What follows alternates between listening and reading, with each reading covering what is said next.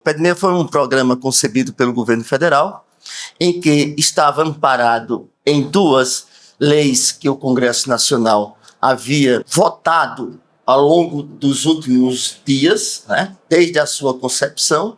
O que nós não poderíamos fazer é, no meio de uma discussão jurídica, deixar 4.600.000 estudantes sem receber o bônus, deixar milhares de professoras sem receber o bônus, quando a matéria tem duas vertentes jurídicas. Os dois princípios mais importantes, eu diria elementares, para o TCU é a rastreabilidade e a transparência. E nestes princípios nós não prescindimos, né? Nós não alienamos. A rastreabilidade é saber de onde a emenda partiu, para onde a emenda foi. A transparência é saber cada etapa da discussão sobre a emenda.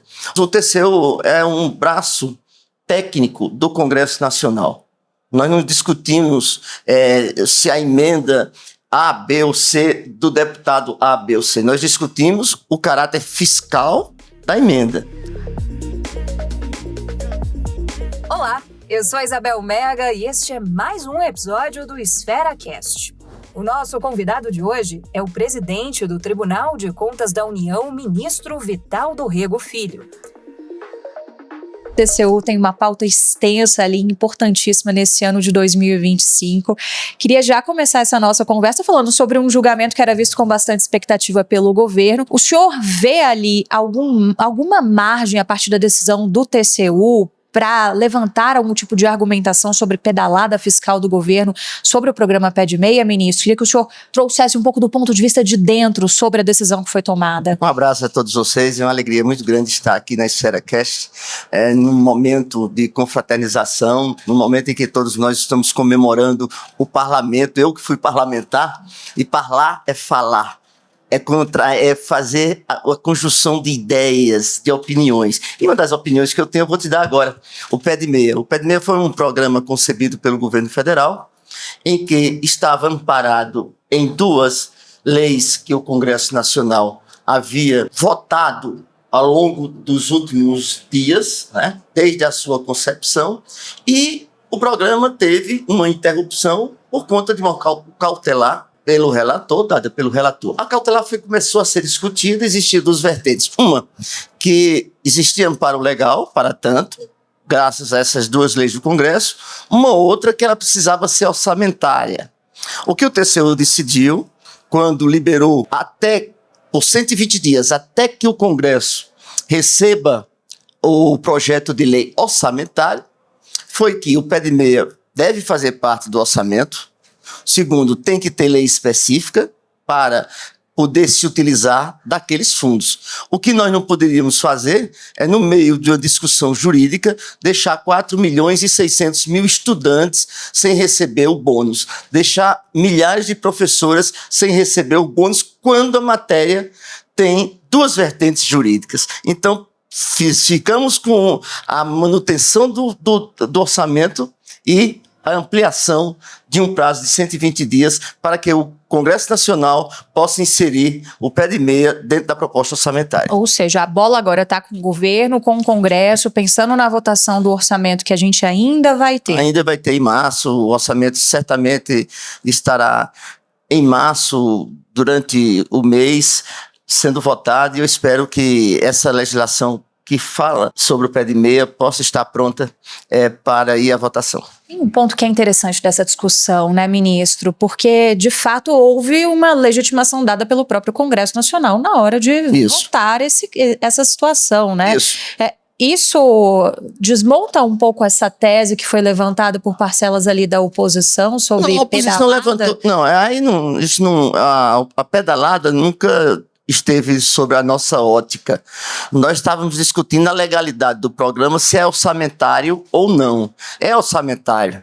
Eles têm que estar no orçamento. Depois nós discutimos se o Congresso Nacional, como você bem colocou, teve a legislação, oferecendo a legislação para que o governo construísse o projeto, existia pelo menos a certeza de que há amparo legal. Havendo amparo legal, nós decidimos que o governo teria 120 dias com o Congresso para fazer um novo arcabouço legal sobre o programa. Ministro, outro assunto que também foi importado lá de 2024 e rende muito neste 2025 é a situação das emendas parlamentares, que é outro tema que o TCU também acompanha muito bem de perto.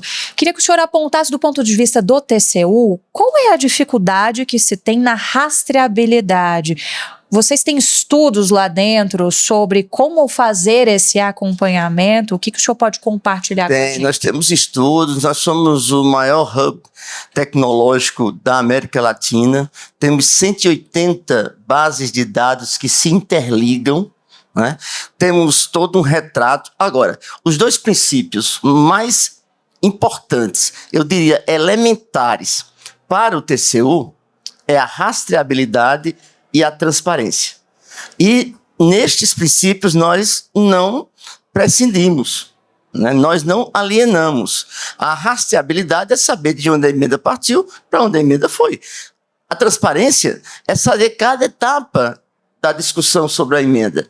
O que o Congresso, durante o processo pós-pandemia, em que aprovou o orçamento da guerra, como se foi chamado, depois vieram emendas constitucionais para garantir as emendas de comissão serem positivas, as emendas de relator, veio o assunto do RP9 e a emenda especial chamada emenda PIX, ela teve foi orçamentada, né, foi liquidada, quer dizer, a emenda sai do governo, né, e vai para a prefeitura, mas foi sem um endereçamento necessário para o que ela estava fazendo, para onde ela ia, para que objetivo ela teria, né? E nós, do TCU, temos a obrigação de fiscalizar o dinheiro público.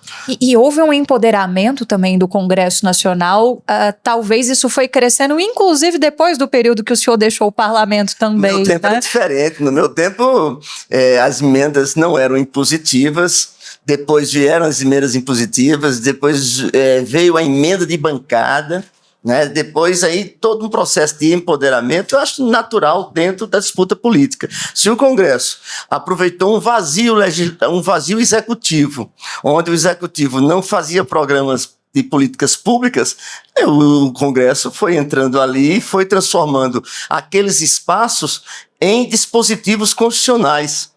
E você sabe que a Constituição, depois que está na Constituição, é muito difícil uma outra proposta de emenda constitucional se contrapor àquela que já está no texto.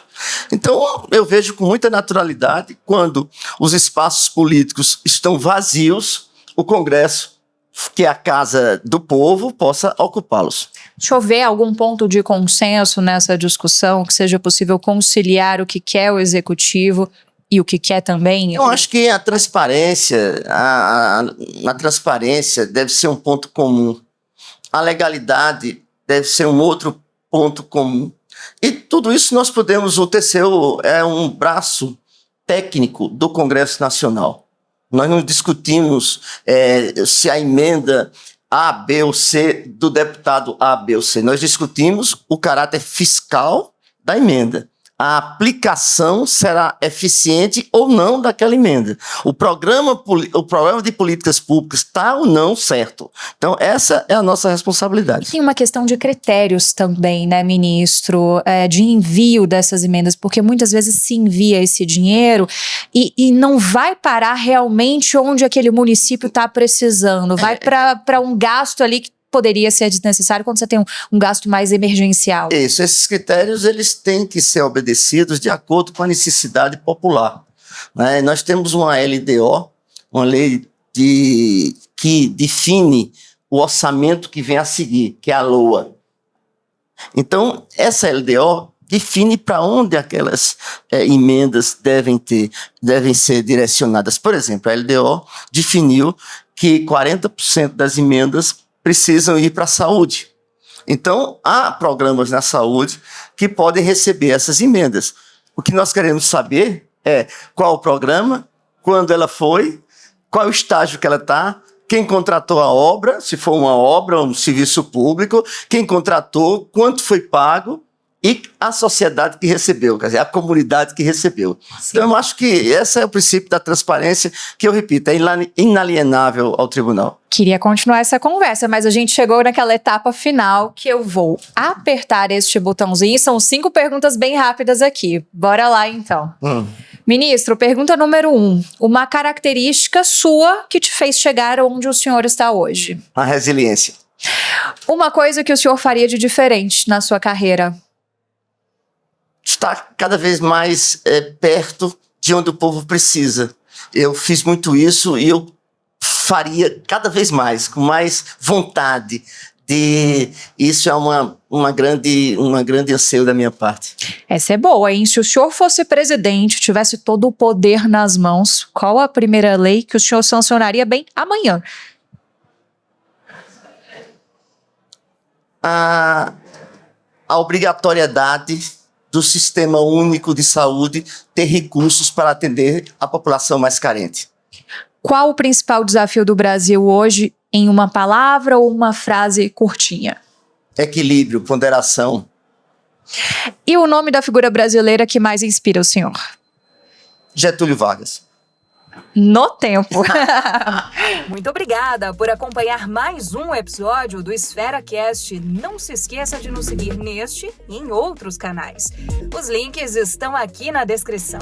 Até o próximo.